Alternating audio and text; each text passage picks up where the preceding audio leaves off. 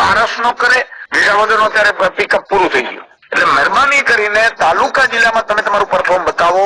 ઉમેદવારો પસંદગીમાં ઘરે જવું પડે છે અને પગે પડીને ઉમેદવાર બહાર રહો. એટલે તમે તાત્કાલિક ધોરણે તમે મીટિંગો ચાલુ કરી દો ભાઈ. બીજા કોઈ કઈ સવાલ નહીં? સુધનભાઈ બરોબર છે, આપણે કહ્યું એમ બરોબર. ઉમેદવારો પસંદગીમાં ઘરે જવું પડે છે અને પગે પડીને ઉમેદવાર બહાર રહો. સુદાન ગઢવી પ્રદેશ અધ્યક્ષ હતો તો પણ પગે પડવા માટે જવું પડે તો પગે પડ્યો છું લોકોના. મિત્રો, એક ઓડિયો ક્લિપ વાયરલ અત્યારે થઈ રહી છે મારી, કે જેમાં હું કહી રહ્યો છું કે ભાઈ સારા ઉમેદવાર હોય એના ઘરે જઈ અને જાઓ, એમને રાજનીતિમાં લાવો અને એને પગે પડવું પડે તો પગે પડો. અને આ વાત હું સ્વીકારું છું કે મેં જ કહ્યું છે. અને એટલા માટે કહ્યું છે કે આજે માત્ર ઈશુદાન ગઢવી, ગોપાલ ઇટાલિયા, ચેતર વસાવાથી અમે રાજનીતિ નહીં બદલી શકીએ. અમારે એવા હજારો લોકો જોશે કે જે લોકો ગુજરાતનું ભલું ઈચ્છતા હશે, ગુજરાત માટે કામ કરવા માંગતા હશે. એવા ભણેલા ગણેલા હોશિયાર સજ્જન લોકો રાજનીતિમાં આવે બહુ જરૂરી છે. અને એ લોકો એટલા માટે નથી આવી રહ્યા છે કે બધા લોકો એવું હાવ ઊભો કરી દીધો છે આ પોલિટિકલ પાર્ટીઓએ કે આ તો રાજનીતિ ગંદી છે, ખોટા કેસમાં ફસાવી દેશે, ડરાવી દેશે, ફેમિલીને ડરાવશે.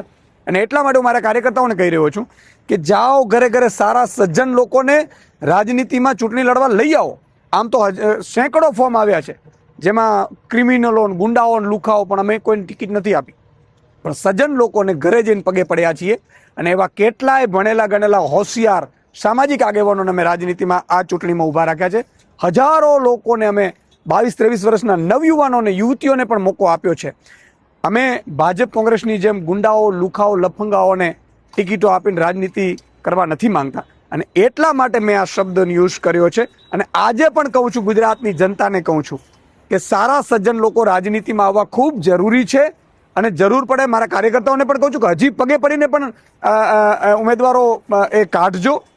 ખરાબ લોકો એને ટિકિટ ન આપતા આને આપજો. અને જરૂર પડે મને કહેજો, હું પણ પગે પડીશ. હા, એટલા માટે કે રાજનીતિ બદલવી હશે ને તો હજારી ક્રાંતિવીરો આપણે જરૂર પડશે, જે સજ્જન લોકો હોય, ભણેલા ગણેલા હોય અને જેને ગુજરાતીઓ પ્રત્યે પ્રેમ અને ગુજરાત માટે કંઈક કરવા માંગતા હોય, એવા ભ્રષ્ટાચાર વિરોધી જે માનસિકતા ધરાવતા એવા લોકોને રાજનીતિમાં લાવવા પડશે. ડરાવી દેશે, ફેમિલીને ડરાવશે. અને એટલા માટે હું મારા કાર્યકર્તાઓને કહી રહ્યો છું કે જાઓ ઘરે ઘરે સારા સજ્જન લોકોને રાજનીતિમાં ચૂંટણી લડવા લઈ આવો. આમ તો સેંકડો ફોર્મ આવ્યા છે જેમાં ક્રિમિનલો, ગુંડાઓ, લુખાઓ, પણ અમે કોઈને ટિકિટ નથી આપી. પણ સજ્જન લોકોને ઘરે જઈને પગે પડ્યા છીએ. અને એવા કેટલાય ભણેલા ગણેલા હોશિયાર સામાજિક આગેવાનોને અમે રાજનીતિમાં આ ચૂંટણીમાં ઊભા રાખ્યા છે. હજારો લોકોને અમે 22-23 વર્ષના નવયુવાનોને, યુવતીઓને પણ મોકો આપ્યો છે. અમે ભાજપ કોંગ્રેસની જેમ ગુંડાઓ, લુખાઓ, લફંગાઓને ટિકિટો આપીને રાજનીતિ કરવા નથી માંગતા. અને એટલા માટે મેં આ શબ્દનો યુઝ કર્યો છે. અને આજે પણ કહું છું, ગુજરાતની જનતાને કહું છું કે સારા સજ્જન લોકો રાજનીતિમાં આવવા ખૂબ જરૂરી છે. અને જરૂર પડે મારા કાર્યકર્તાઓને પણ કહું છું કે હજી પગે પડીને પણ ઉમેદવારો એ કાઢજો. ખરાબ લોકો એને ટિકિટ ન આપતા આને આપજો. અને જરૂર પડે મને કહેજો, હું પણ પગે પડીશ.